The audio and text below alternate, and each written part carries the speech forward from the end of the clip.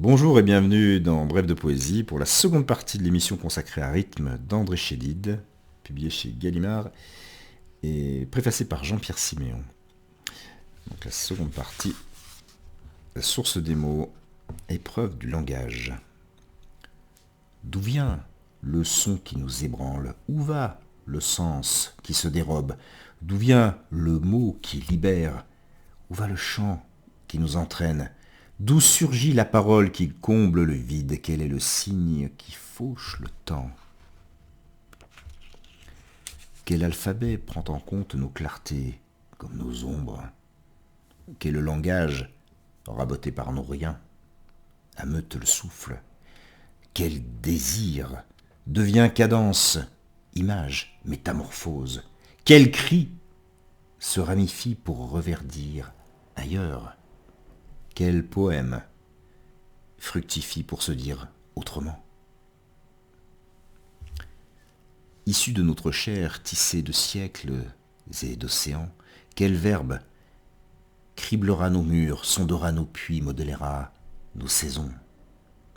Avec quel mot saisir les miettes du mystère qui nous enchâsse ou de l'énigme qui nous surprend?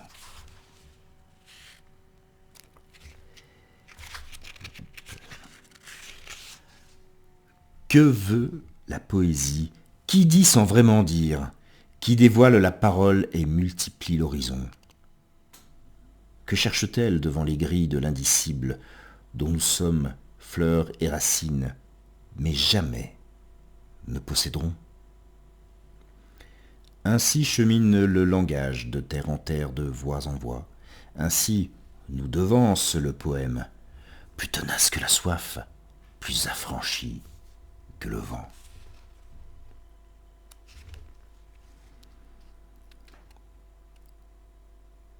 Nous confrontant à ces miroirs, à ces espaces, à sa profusion, la parole nous entraîne vers nulle part, vers partout.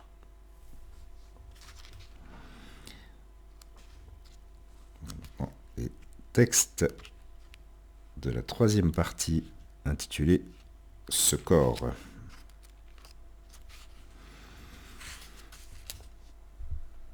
Tu naquis d'un bricolage, du génial univers. Par étrange combinaison, par surprise et par liaison, tu devins toi. Plutôt que mouche, plutôt que zèbre, souris, lion. Surgis du magma des possibles et de la souche de toute vie, tu devins toi. Unique au monde, face à l'éphémère défi.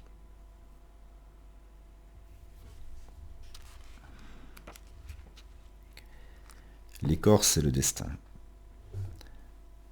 Par nos yeux, par notre seule bouche, par nos deux mains et par l'unique cœur, au nom de cette naissance qui nous convie, au nom de cette mort qui nous contraint, au nom du premier cri et du dernier déclin.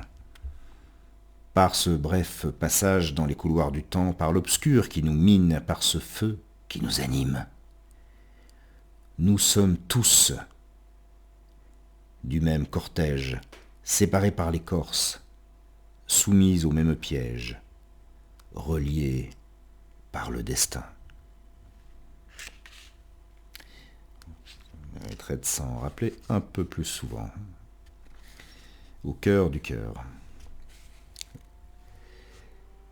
Au cœur de l'espace, le chant. Au cœur du chant, le souffle. Au cœur du souffle, le silence. Au cœur du silence, l'espoir. Au cœur de l'espoir, l'autre. Au cœur de l'autre, l'amour. Au cœur du cœur, le cœur. Voilà, c'était le dernier texte de la seconde partie de l'émission consacrée à rythme d'André Chédid, publié chez Gallimard. Je vous donne rendez-vous pour la troisième et dernière partie de l'émission. A très bientôt. Passez une très belle journée et soirée en poésie.